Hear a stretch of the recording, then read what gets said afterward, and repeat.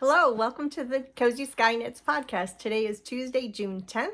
I'm Elizabeth, coming to you from Georgetown, Texas, where I live with my mother, Nancy, and my two senior cockapoos, Sullivan and Griffin, who occasionally make an appearance in the podcast. This is primarily a knitting podcast, but I do every once in a while touch on a few adjacent fiber-related crafts. Today, though, I think it's all knitting.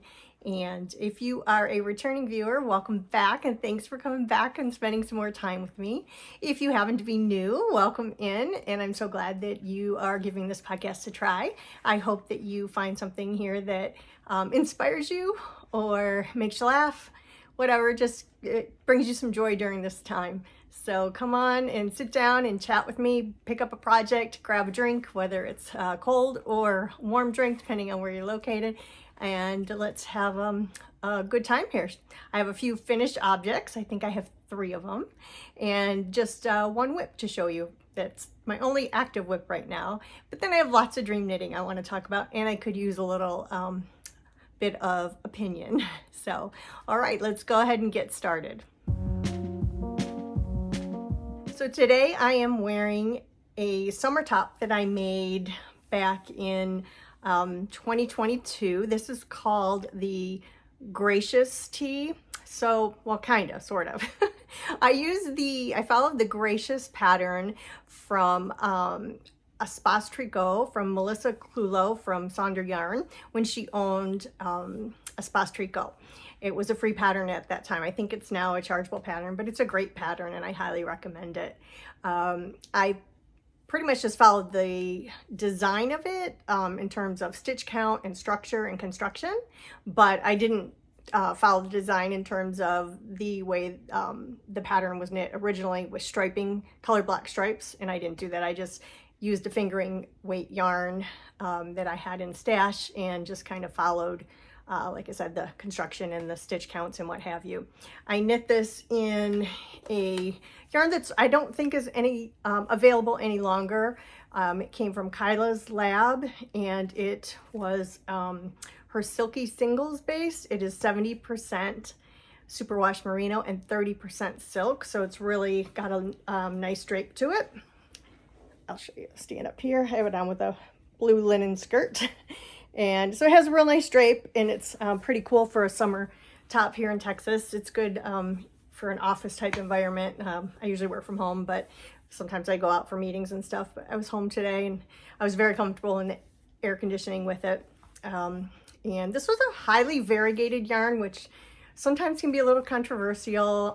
Sometimes it can be disappointing. I know I've purchased skeins before. When I see the yarn wound up in the hank, I'm thinking, oh, it's so beautiful. And then when I wind it into a cake, I'm like, it's getting a little muddled. And then when I knit it, I'm like, oh gosh, and then you'll get pooling and things like that. But I actually kind of like this one. I think it was fairly even in terms of how it kind of laid out when I knitted it. And I don't recall if I did any helical knitting or not, because it's been a few years, so I'm not sure if I did. Sometimes I will do that. Sometimes I'll do that to break the pattern of a variegated skein or a highly color contrasting skein, or sometimes I will do that if I have 2 skeins and I'm going to have to break into the next skein and I can tell that there's slight difference. I'll do some helical knitting either to blend it in, or I'll helical knit the whole way down, like maybe from where you break for sleeves, joining the round for sleeves on a top-down construction. So anyway, so yeah, I really like this sweater. It's lightweight, like I said. I get a lot of wear out of it, and it's held up really well. I like that silk content, and it just really feels good against the body too. So, and then my friend Sasha here is also wearing another version of the same sweater, that the Gracious sweater, and I knit this one just last year, and I made it in Expression Fiber Arts in her base Moon Gleam Fingering, which is a really nice base, and it's 50% cotton and 50% silk. So this also has tremendous amount of drape, and it's very, very cool. And this color, let me think, let me look at my notes here. This color was, where did I put that down? Oh, it's called Be the Storm. So, and that comes in 100 gram skein has 437 yards. Sorry, it's a true fingering weight. So 50% cotton, 50% silk. I knit both of these on a US 4 or 3.5 millimeter needles.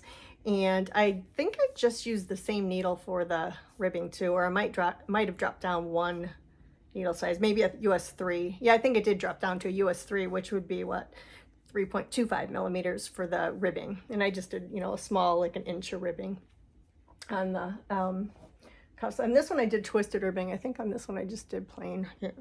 Yeah, this one's just plain ribbing, and this one I did twisted ribbing. So anyway, so that's what we're wearing. And like I said, I get a lot of wear out of both of these. Talk about her as if she's my twin. Well, I am a Gemini, so maybe she is my twin. I don't know if I'm the evil one or the good one, but anyway. Okay, so that's all we're wearing today.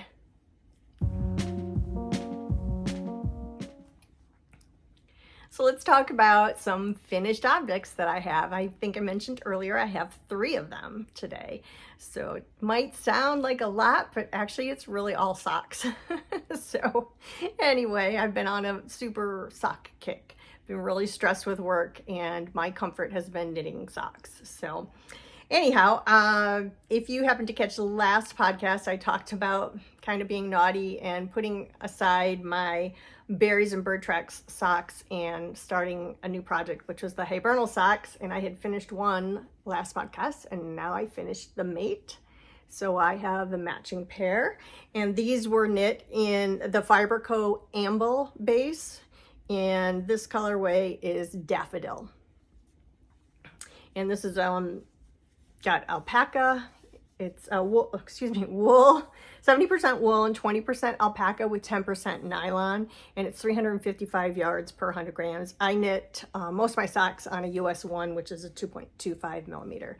And this pattern, I think I mentioned last time, it's super addicting. I just absolutely loved it. It went so fast. And they went at cuff down, which is my favorite. And then I did a slip stitch heel, which is called for in the pattern. And can't recommend it highly enough. And this is, Hibernal socks are by Summer Lee Designs, in case I didn't mention that already.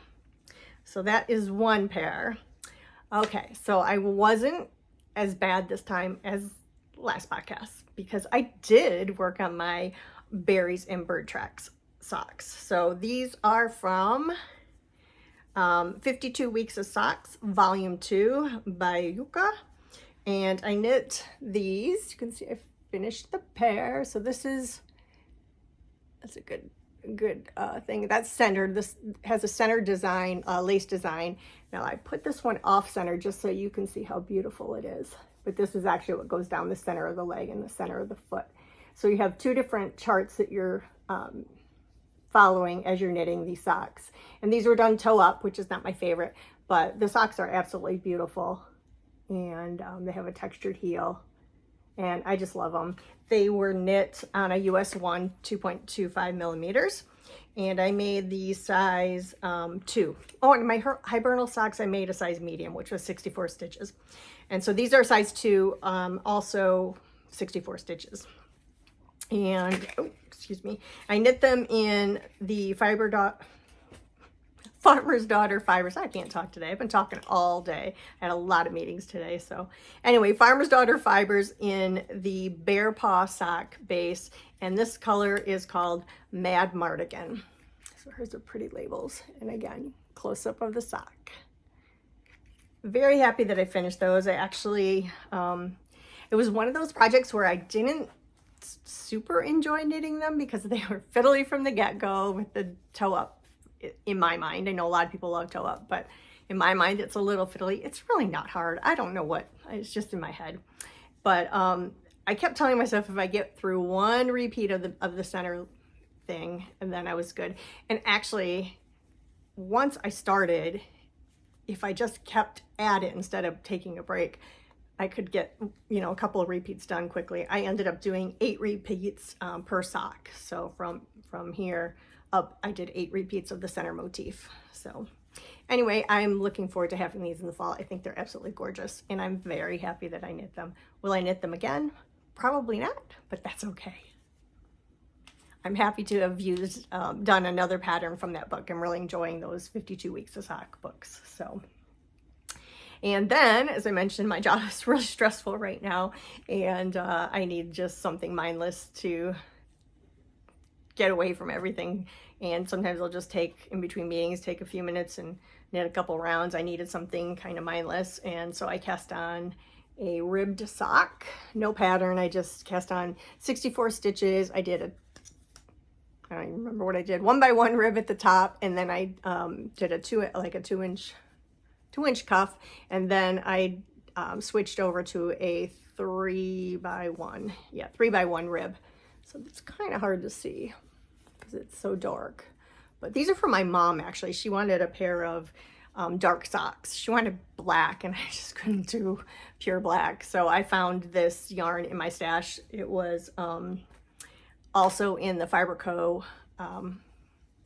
Amble base in the colorway Saddleback Slate. So it's a super dark charcoal, almost black, with you can kind of see the flecks of the, I think that might be from the alpaca, a little bit of shading in there.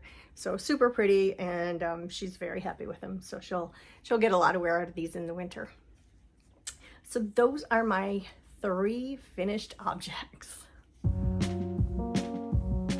Shifting over to what's on my needles, other than my socks, which I was just cranking out, I haven't had a whole lot of time to work on anything else. I haven't picked up any of my other sweaters. My rose cardigan I haven't touched. My Keep It Warm sweater I haven't touched. I talked about those in previous episodes, but last episode I did talk about the Flower Child tee that I cast on from Wool and Pine, and I made some good progress on that. Let me get it up here and I can show you.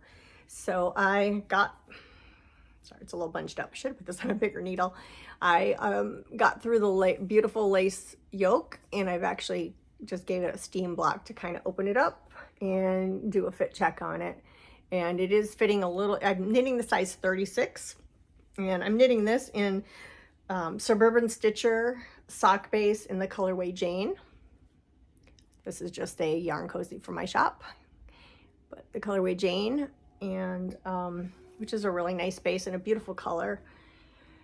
And so yeah, the lace went pretty smoothly. I put stitch markers in between each lace repeat, so it was really easy if I did make a mistake to kind of figure out where it was. I didn't make too many though, because it was not very difficult. You do a really neat butterfly stitch here, and then a series of bobbles. The bobbles were done with a crochet hook, so that is a little bit time consuming, but it wasn't terrible. Like, it's, you know, 3 rows of bobbles. It's not that bad. Some people leave the bobbles off. I've been looking through Ravelry. Some people choose to leave the bobbles off or just do 1 row of the bobbles. So you knit them so that they're in a triangle shape. So you're doing, the first one is just 1 row, or first row is 1 bobble, the second one is 2 bobbles, and then the third row is 3 bobbles. So it forms that triangle. But it looks really pretty on. So yeah, so now I am just knitting in the round. So plain old stockinette, which is really good knitting, combining my words. My brain is going faster than my mouth, or my mouth is going faster than my brain. I don't know which it is. Anyway, yeah, so I'm enjoying working on that, and I can watch TV with my mom or whatever at night and knit on that now. So hopefully it won't take me too long to get through it. And then I also finished the sleeves. You just are supposed to bind off pretty much do the ribbing and then bind off pretty much after you've split. But I chose to knit, I forget how many rows, I think 5 rows. I wanted the sleeves just to be a touch longer, but they're still pretty, and they're shorter than this, so they come like probably to here on me. So when this is done, I'll wear it and you'll be able to see where it hits me. But really happy with the project. I think I mentioned last time it actually has short rows in the back. After you do it's got a folded neck with a picot edge. So you knit so many rows, and then you do yarn overs, and then you fold over, and that turns into your picot. And then you do short rows, which brings the back up. And this is a fairly narrow neck on this sweater, and this actually sits a little bit wider, but not too wide. So it's not like it's gonna be falling off my shoulders or anything like that. So I think I'll really like this when it's done. And if not, I know my mom loves it. So we'll see, maybe she'll get it. I'm not sure. Anyway, so that is the only thing I have active on my needles now. I do want to talk about some dream knitting, and I want to get some opinions on some things. So give me 1 second. I'm going to take a drink here because, like I said, I've been talking all day and I'm very thirsty. I'm trying to consume a lot of water too. In the summer heat, I have to drink more water, and I have to keep reminding myself. More water, less Diet Coke. Oh my gosh, that's so funny. Speaking of Diet Coke, my mom the other day woke up and she's like, oh my God, I had the funniest dream last night. I'm like, what? And she said, you cut yourself. And I'm like, well, that's not really that funny. And she said, no, the funny thing was they were trying to figure out, the EMT guys came and they were trying to figure out what your blood type was. And they kept saying, it's just Diet Coke. So instead of bleeding blood, I was bleeding Diet Coke because I drink so much Diet Coke. So we thought that was pretty funny. But anyway, so I am trying to figure out what else to cast on. I have like this really big urge to cast on all the things, but I don't do well when I cast on all the things because then I'm the type that likes to kind of focus and get things done, and it bothers me if I have languishing whips. But there's just so many new patterns and things coming out that I just really want to cast on some stuff. So one of the things that that I bought this week that just released from Florence Spurling is another t-shirt called the Flower Garden Tee or Flower Garden Sweater. And it's really a t-shirt. It's a fingering top-down tee with a beautiful floral yoke, and it's done with color work. And the motifs are floral folk textile motifs. So I think it's just so pretty. And I don't have a color work tee for summer.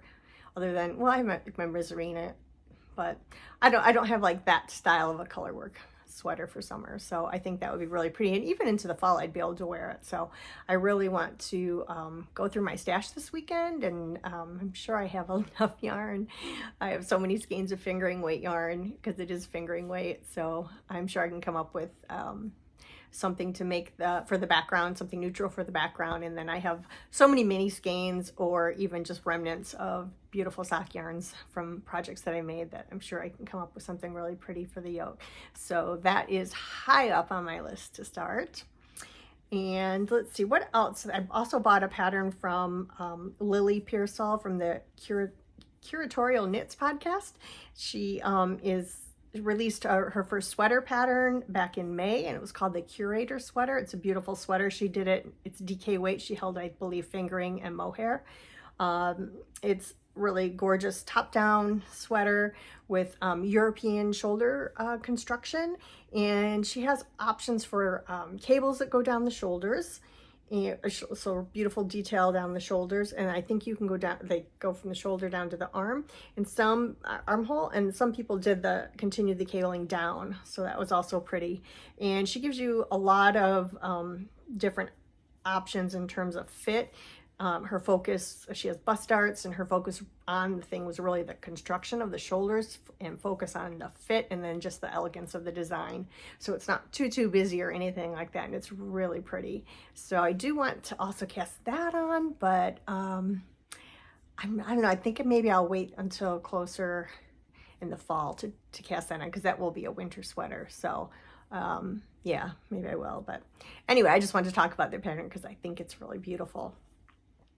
I do want to cast on the Lusk Tea, which Rebecca Clow from the Creabea podcast released also in May. And it is a fingering, well, actually she gives you two options, fingering weight and DK weight options. And it's a top-down classic round neck crew neck tee. And she provides many options in addition to the two different weights, many options such as bust darts, sleeve length, so you can do short sleeve or long sleeve. She has eyelets, you can do it striped, you can do it solid. So she does a really nice job in providing a lot of different options, so you can really knit her patterns more than one time, and they're pretty basic styles and things. So, but I do like that she gives you the different weight options, and she gives you, different ideas for how to, like I said, stripes or eyelets or plain. And so I think that's a good investment in a pattern, good standard classic pattern. And I'll show you the yarn. Just hold on 1 second.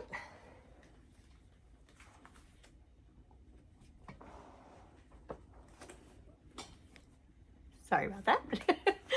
I dropped it on the floor. So I had purchased this yarn last year from Suburban Stitcher. I told you guys she's one of my favorite dyers out of Houston, Texas. And it's her summer sock base. So I haven't tried this yet, but it is 87% super wash merino and 13% Pima cotton. It's super soft. It's 437 yards per 100 grams. So I got this colorway Cadet, which is a really beautiful, almost like a denim blue. And I love the way the cotton content picked up the dye or didn't pick up the dye like the wool did. And I just think that's so pretty. Almost gives it like a heathered effect. So I got 2 skeins of the Cadet, which is the blue, and then I got 1 skein of Barbie Girl, which is a pink. So I thought that would be pretty to do a stripe, kind of a cute, almost a preppy look to a stripe. So I might do that use this to knit the Lusk Tea from Rebecca Clow. So that's my plan for that. But I probably should work on this Flower Child and get that going, and then get back to my rose and then cast this on. I don't know what'll happen because sometimes, you know, the bad twin wins out and I do the bad things, but is it really that bad? I don't think so. So that is that. Then I also want to do another striped sweater. I showed this yarn, I don't know, several episodes ago. It's the Quartz Base from Pearl Soho, and it's 65% merino wool and 35% cereal alpaca, and it's super nice drape. And I got 2 different shades of green. This is called Lime Icy, and this one is called Green Veil. And they're pretty. And I couldn't decide if I wanted this one or this one. And then the more I kept looking at them, I just kind of left them sitting out, and they just kept calling to me, and I'm like, what if I stripe them? Is that too much green? I don't know. I think it could be cute. I think it could be really sporty. And so then I was like, oh, maybe I'll do something like that. And then, sorry, I'm trying to hold this all together. I was thinking maybe I could do something like that and then just do a tiny pop of like a neon peach. I don't know. I think that might be kind of cute. Something totally different and out of my wheelhouse. I don't know. We'll see. So I have a couple different t-shirt patterns to choose from. I have the Tulsa Tea pattern. I don't know. I have a couple different options for that, but that's kicking around in my brain. And I can't seem to let this green yarn out of my brain space. So maybe that's a sign that I need to do something with it instead of just shoving it in the piles of stash, which I have a lot of. So that's pretty much the main things that I have yarn assigned for or plans for. I also need to cast on some more socks because, like I said, that's kind of been my comfort knitting right now. So I'm considering casting on a pair of the Thursday night socks, which are from Lindsay Shank-Kirchner of Sock Witchery Designs. And this Thursday night sock reminds me of the Hibernal socks from Summer Lee Designs in terms of it's a very addicting pattern. It's just a highly textured pattern, and it's really especially beautiful for solids, tonals, or really light speckled yarn. I knit a pair, I think it was last year. Yeah, I think it was last year or the year before, and I used a really light colored, very lightly speckled yarn, and they turned out so cute, and I just whizzed right through them because they were, like I said, very addictive. So I do want to cast on a pair of those. I just haven't decided on the yarn yet. And then another beautiful pair of socks that I'd like to do, but I just don't know if I'm ready to cast them on yet because they look a little complicated, but they are the Tartan socks by Beatrice Mase of Beam Design, and they came out in February, this past February, so February 2025. It's fingering weight sock, and they are inspired by tartan fabrics, and they're knit toe up, which is the only thing keeping me from wanting to do them. But I do want to do them. It's just I just need to sit down and do it. But I'm just not sure what colors I want to do because I think you use 3 colors for those. And the other really unique thing, which I'll have a picture here so you'll be able to see, is it has a super interesting and very striking heel that I've never seen before. And it's got this row of vertical stripe going up. I think it's probably slip stitches. I haven't read the pattern, so I'm not sure, but that's what it kind of looks like to me. Anyway, I just think it's really cool. So I do want to also cast those on, but maybe those will wait till more towards fall. I don't know. And I'll just do the Thursday night socks, so I have a kind of somewhat mindless knit. That might be the best thing. I don't know. If you have an opinion, let me know. And I've been, by the way, enjoying all of the comments that everyone's been leaving and letting me know what they're working on. Today, I had a message actually on my Etsy shop from a woman who was interested in a smaller size bag, and she inquired about it. And then she realized, she said, "Oh, I watched your podcast. I didn't realize you were, you know, one and the same." So Wendy, if you're watching this, hey, so I got such a kick out of your message today. So anyway, one other pattern I did want to talk about is another blanket pattern. And I don't know, a few years ago, I think I said I don't like knitted blankets, and I think I proved myself wrong now. So my friend Carrie will, from the Pearled in Texas podcast, will really get a kick out of that because she knits blankets all the time. So anyway, this new pattern that just came out in June, and it's a free pattern. It's called the Color Mosaic, and it's by Sonia Savoulian. Sorry if I mispronounced the name.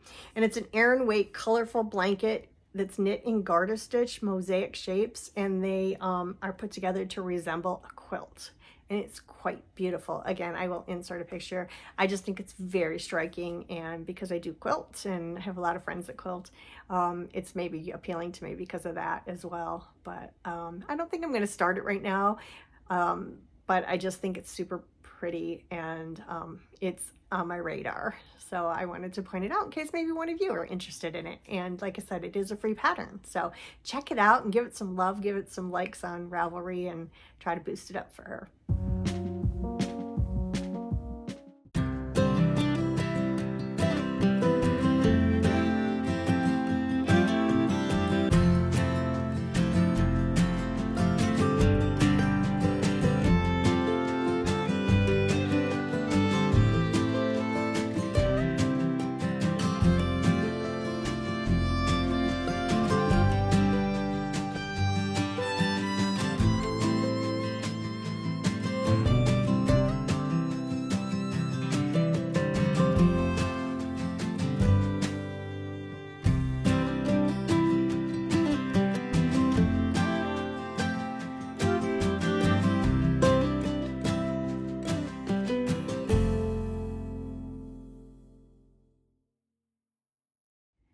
That's the content that I have today for you.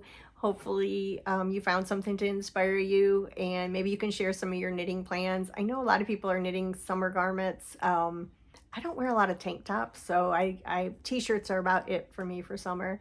And I don't know why, but in the summer I sometimes crave knitting on winter objects. I don't know, is that odd? Do people knit like off season to wear? In my mind, I want to work on it now so that I have it for winter, but I don't know. So I'm curious how most people are, if they knit for in the season you're in, or are you knitting for the season you're coming into? I don't know, curious about that. And anyway, other than that, like I said, work has been extremely stressful. I picked up another account, another one of our big national partners, so I'm ramping up with them. They're lovely people, so it's going to be really good, but it's just a ton of work, and we've got so much going on with because I work in distribution and on the sales side, and we just have a lot going on with price increases, and then all the tariff stuff going on with the government, and trying to make accommodations for that, and dealing with the partners so that they can get their customers taken care of. It's a lot. And we flattened our organization, so we all have a lot of workload put on our shoulders. And yesterday I literally got done at the end of the day, and I had a glass of wine, and I crawled into bed for an hour. I just couldn't. I was like checked out. I just was numb from everything. Some days I feel like my head is on, I told one of the guys, I feel like my head is like the girl from The Exorcist, Linda Blair, I think was her name, from The Exorcist, that movie The Exorcist, where her head spins around. That's what I felt like. So one meeting I had to turn my camera off for a minute, and then I came back on and I told them that's why. They were all laughing like I'm a nutcase. But it was just my local team, so it was kind of funny.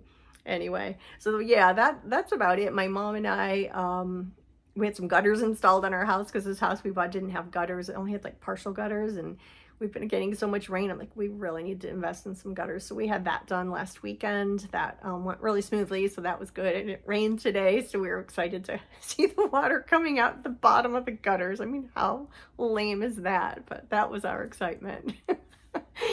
And other than that, we've gone to the pool a couple times, which is really nice. I live in a Sun City Del Webb development, and I think we have 4 outdoor pools and 2 indoor pools. So we have a lot of choices of places to go in here. It's almost like like living in a resort, so it's really nice. But we started going to the pool, which was fun and relaxing, and a little bit of exercise for us too. So that was good.